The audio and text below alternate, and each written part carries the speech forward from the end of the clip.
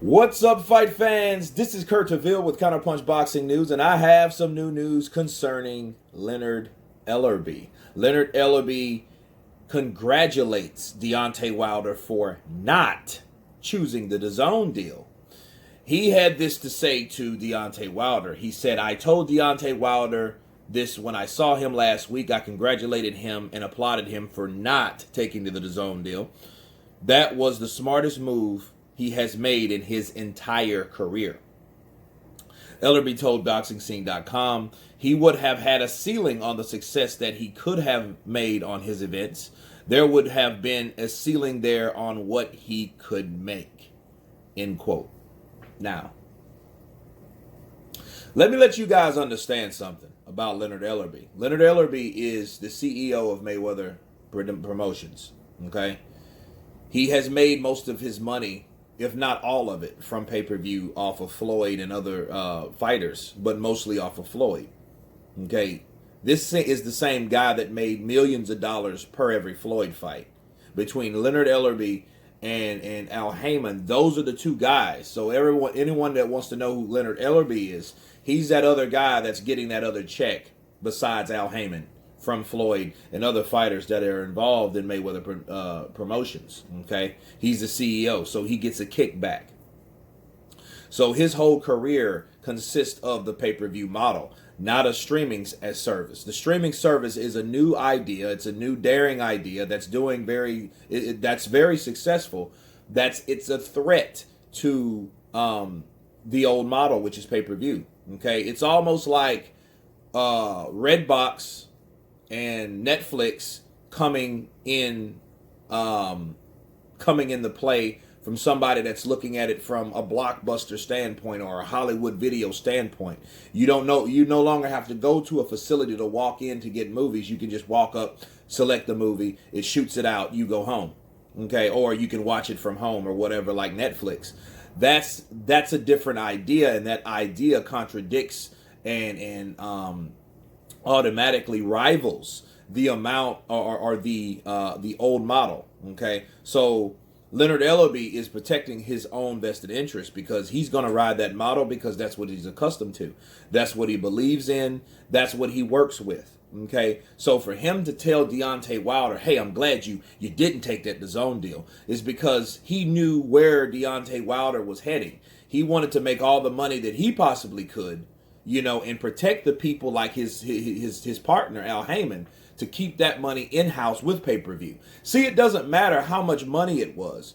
They don't care how much money it was. They just didn't want Deontay Wilder to choose that particular choice. But Deontay, being naive like he is from Al Haymon, which is protecting that old model of pay-per-view, would want him to do. Why? Because they lose money if Deontay Wilder goes to the zone. There's nothing they could get kicked back from. Okay? If Deontay Wilder decided, hey, I'm going to pick this deal, they knew, well, there's only so much money that he's going to give us, or he's allowed to give us, is if he goes over there and signs with John Skipper over on DAZN. DAZN doesn't have a kickback like that. It's a subscription service. So they can't make any kickbacks, a revenue from that. However, they can for pay-per-view because they have all the nicks and crannies. They know exactly what could happen. If it goes over, if it goes under, they know how much money they can make. They know that inside out. They didn't know about DAZN. DAZN is one of those things where, hey, you have to pay for this subscription, just like Netflix, right? Or Hulu or Amazon Prime, which if you guys know where the future is headed towards anything, Amazon Prime, Hulu, and all those different stream, Netflix, that's the future, okay? It's only going to branch out from that, but streaming services are becoming the norm, and they're trying to fight the resistance of new ideas coming into play. That's why Leonard Ellerbe is like, hey, let me congratulate you. Thank you. Thank you for not taking that deal. Because they knew it was a good deal or a better deal for him, but it wasn't necessarily a good deal for them. Okay, the idea of it. For one, like I told you guys, Al Heyman wouldn't get paid. If Al Heyman doesn't get paid, that he loses money, business-wise. Okay? Whereas Deontay Wilder pockets all the money. See, that's what they're not telling him. You know what I mean? But he was worried about Anthony Joshua because like I said to you guys, I've counterpunched before, Deontay Wilder was trying to keep up with the Joneses. And the Joneses is Anthony Joshua, okay? That's why you shouldn't really try to compete with people, especially with finance. You should only supposed to do what's best for you. And what was best for Deontay Wilder, if he really wanted to unify the division and make it undisputed, he would have took that money and made all that money for generational wealth. Pay-per-view is not guaranteed to make that, especially when people are stealing pay-per-view. See, that's the thing he didn't realize. That's why do you think it was so relevant for them to mention there was like 9 million illegal pay-per-view streams on the first Wilder versus Fury fight? Because they wanted to show that people are still watching it without paying for it. But what's the point? It's no profit in it. It makes no sense. Okay? And Leonard Ellerbe telling Deontay Wilder that it's like, you work at Kmart, and Kmart's only paying you $9 an hour, but you've been there for 5 years, right? And Amazon calls you and says, hey, we'll give you 17, right? We'll give you $17 an hour so you can leave your $9 an hour job, and we'll give you better hours, right? And you turn that down, and you decide to stay with Kmart for $9 an hour. But then what happens, that's like a manager coming to you and congratulating you for staying with them. They don't care. They know they don't pay the amount of money, but they just want you to stay because they know how valuable you are to that company, Kmart. You see what I'm saying? That's exactly what Leonard Ellerbe did. So basically he was like, thanks for choosing less money, Deontay Wilder, but you can possibly make more money on pay-per-view. Who is he going to fight to make that amount of money besides Anthony Joshua? Come on. You know what I'm saying? Think about it. Okay, what if Joshua loses?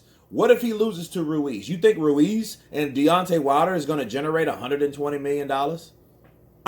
Let's do them 2 fights. Do you think they will even make half of that? Let's try 60. You think they can make $60 million between those 2 guys? You think Deontay Wilder can profit and put back $60 million for 2 fights?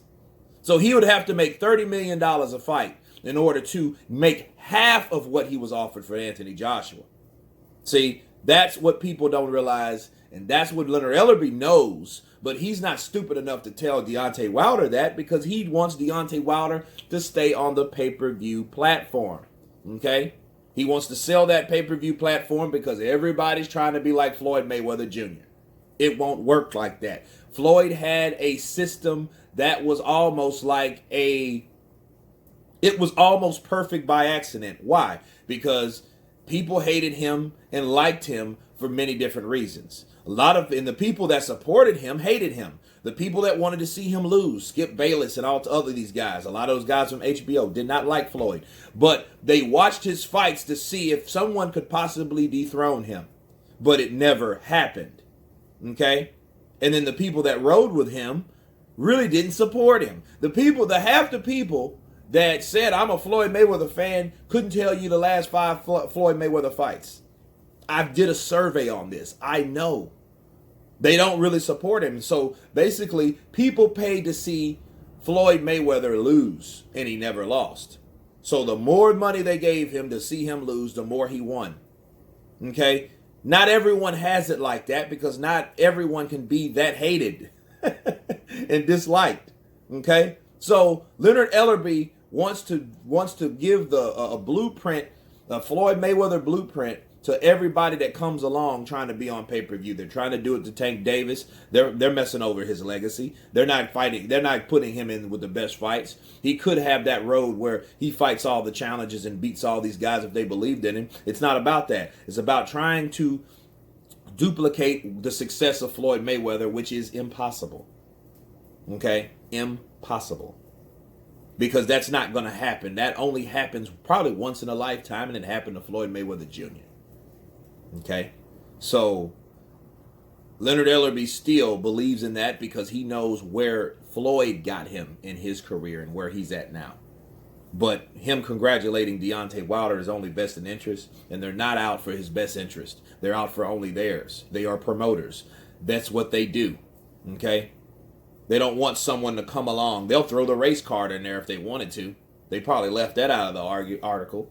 But he probably, hey man, I'm glad you didn't sign with that white dude, John Skipper. That sounds like a slave name. Stuff like that. You don't know. People will do dirty things, and people are very emotional about racial tensions like that. So it could probably have been used as well. Anyway, because we know Deontay already used that, right? With the dark skin and racism and stuff. Tyson Fury's doing it now, and that's another video. But anyway, that's me counterpunching it, wrapping this up. You guys tell me what you think about Leonard Ellerbe's statements or comments to Deontay Wilder. Of course, please subscribe, guys. And all of you have been counterpunched. Peace.